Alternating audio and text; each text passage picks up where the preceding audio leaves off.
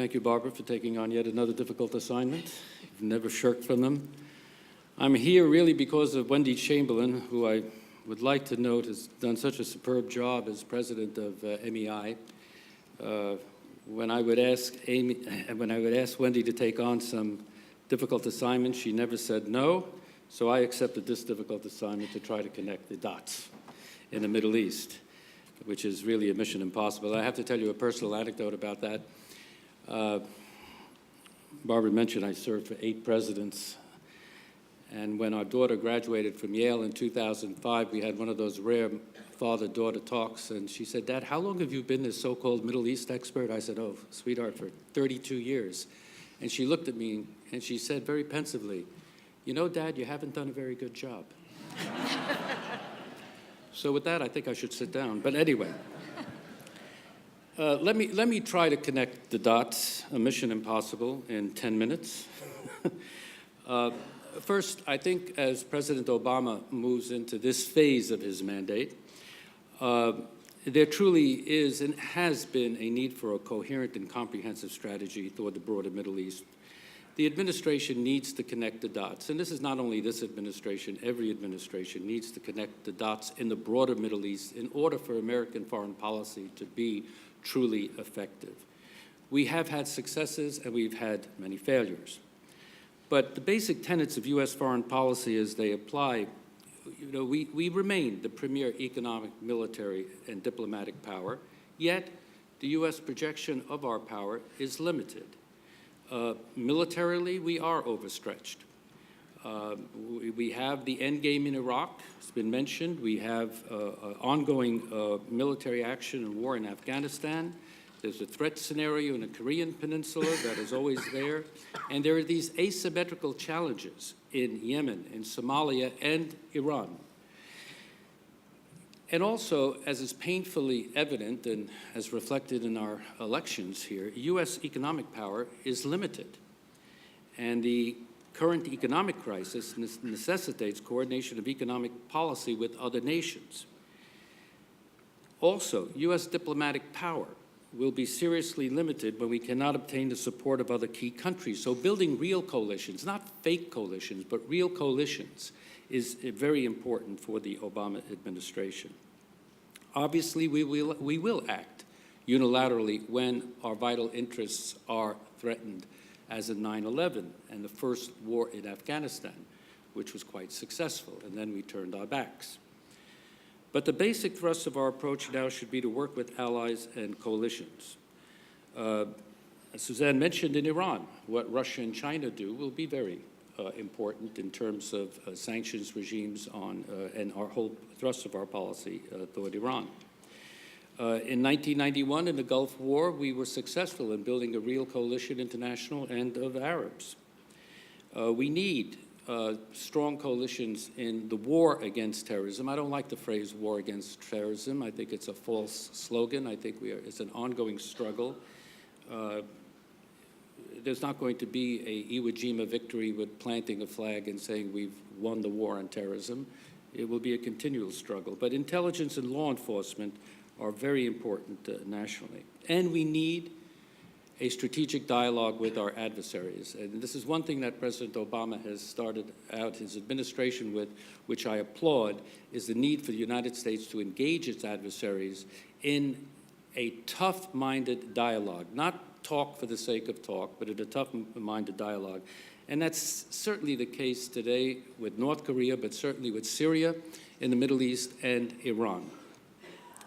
So yes, this means dealing with authoritarian regimes, but I find it an incredible anomaly, and having been ambassador to Syria at a very difficult time under the Reagan and Bush 41 administrations, that we do not have a U.S. ambassador in Damascus. It is ridiculous for the United States to consider posting an ambassador in an adversarial state or a state we have problems with as a political concession to that country. It's delusionary. So our diplomacy must be based on both our values and our interests. I think one of the things I would like to see the Obama administration do is move from conflict management, putting out the fires, and constantly putting out the fires, to a more substantive mood toward conflict resolution. And that, David has mentioned on the Arab-Israeli conflict, that is critical. And as President Bill Clinton mentioned last night at the dinner, this is the one seminal political issue that goes all over the Muslim world, the Palestinian issue and the Arab-Israeli conflict. And any American president that can make headway on that deserves full support from all the constituencies in our country. And let's not forget, I'm trying to connect the dots here in terms that we cannot only talk about what we've talked about on this panel without putting into our perspective our situation here at home and the incredibly difficult economic situation we have and the debt and the deficit. I think many of you know of Neil Ferguson, the historian at Harvard University, who has written that national decline has historically begun with a debt explosion, ending in a reduction in the available revenues for the Army, the Navies, and the Air Force of superpowers. This was obviously the case with Habsburg Spain, with the Ottoman Empire, with the British, and despite our view of American exceptionalism, this can happen to us. So the president has to confront the incredible economic challenges we have nationally, and that will also affect what he feels that he will be able to do internationally, and especially in the broader Middle East. Now, having said that about the broader Middle East, we shouldn't only be fixated on our own economic situation, but let me just quote, I'll be discreet, this is from an Arab ruler in the Gulf. The situation, the economic situation in the Middle East itself is very, very difficult. There are more than half the 300 million residents of the Middle East are people under 25 years of age. There's already high unemployment rate of 15%. The Middle East must create 80 million new jobs in the next 5 years just to keep a pace of its own demographics. Unemployment is a problem affecting all 22 member states of the Arab League, but it is conspicuously a youth issue. 50% of the jobless are under 25, roughly double the world average, and women in the Middle East have an especially difficult time finding jobs. Last factoid on this. The total expenditure on conflicts in the Middle East in the last 6 decades has exceeded $3 trillion. In fact, the Middle East is the world's most militarized region. And how much does the Middle East spend on education? The per capita expenditure of its region's 22 nations has shrunk in the last 15 years to 10% from 20% expenditures on education and what the world's 30th wealthy countries spend. Education is critical because education and the development of the economies of these countries will stabilize and provide sustainable security in the Middle East. Because of the threat of extremism and radicalism in the Middle East comes from within. The wonderful military we have and our diplomatic service, the Fifth Fleet in Bahrain, will not be able to reverse a situation when radicals take over and the threat is a crumbling from within. I think on Iraq and Afghanistan, we've discussed this. On Afghanistan, this is President Obama's war. It is a war in which there is, I believe, within the administration, still a debate, an inner debate as to what the right approach will be, especially next year when the president has pledged to begin the withdrawal of American forces. But when we look, and the Obama administration looks at the Afghan war,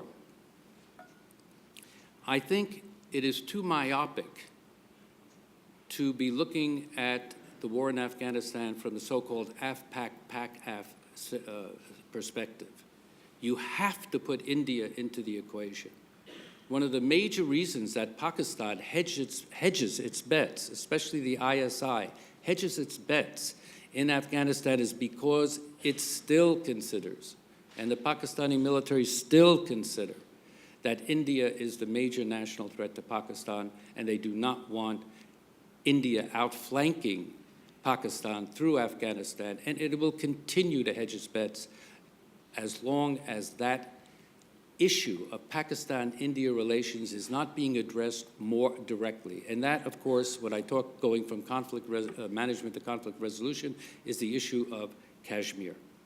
So I would urge the administration to think more strategically when it looks at South Asia, and connect the dots, obviously, when it looks at the broader Middle East along the lines of the issues that I've raised. Let me end on the Arab-Israeli perspective. In my eyes, there cannot be an effective American approach toward conflict resolution in the Arab-Israeli framework unless our approach is more comprehensive. Because, as David mentioned, the Israeli-Palestinian talks are so fragile. Any outside power or group has too high a probability of sabotaging those talks, be it Hamas, be it Hezbollah, be it Iran. And therefore, our approach toward Arab-Israeli conflict resolution should be more comprehensive. We did that in Madrid. When I was in government, we had a strong foreign policy president, a strong Secretary of State, and we had a comprehensive view of bringing the parties together. And we brought the parties together, and we brought a Likud prime minister, Yitzhak Shamir, to the table in Madrid in direct face-to-face negotiations with all its Arab neighbors. It can be done. Of course, the historical context is different then and now, but it can be done. But you have to connect the dots. Syria has to be put part of the equation. Khalid Mashal lives in Damascus. Syria has influence in Lebanon and on Hezbollah, as does Iran. So approaching Israeli-Palestinian talks, again, strictly in the Israeli-Palestinian context, in my eyes, is a mistake. I just want to state something that I feel very strongly, and I'm very glad that the administration, and I've heard Secretary of State Hillary Clinton mention this, and the President has mentioned this. I like it because it accords with my own analysis. But the three things that I think, the three major factors that make me very anxious about the Israeli-Palestinian equation are demographics, topography, and technology, and ideology. I've served on the Arab side, I've served in Israel. The imperative of a two-state solution so that there can be a state called Israel, living in peace and security with its Arab neighbors, it to me is compelling. I think a one-state solution would certainly be the end of the Israeli state as we know it, and I don't think it's a viable option. But the two-state solution, every year that goes by, that two-state solution is at risk. Because demography, the Arab populations are multiplying in a much faster rate, and in the next 10 or 20 years, the Jewish population in that part of the world will become increasingly small, both within Israel and outside of Israel. The Arab population will grow at a larger rate. And military technology and topography, President Clinton mentioned this last night at the dinner. Today, topography, land, occupying the land, is not as essential as it was in 1973 in the Yom Kippur War, where we still had armored battles. Because with GPS systems, ballistic missiles, with Hezbollah reportedly in possession of 40-odd rockets, there can be devastation done by military technology. So the occupation of the land per se is not a guarantor of security. And lastly, ideology. and that is on both sides of the equation. But Islamic radicalism feeds, to a great extent, on the irresolution of the Palestinian issue and Arab-Israeli. It's not the only issue. There'll be terrorism even if there is an Arab-Israeli peace settlement. But it feeds on it. And in Israel, again, as President Clinton mentioned last night, it was an Israeli young man, an extremist who killed Yitzhak Rabin. So with these three compelling factors, I would hope that President Obama will live up to his vision that he expressed at the beginning of his administration and have the political will and courage to go for an Israeli-Palestinian and an Israeli-Lebanese settlement. Thank you.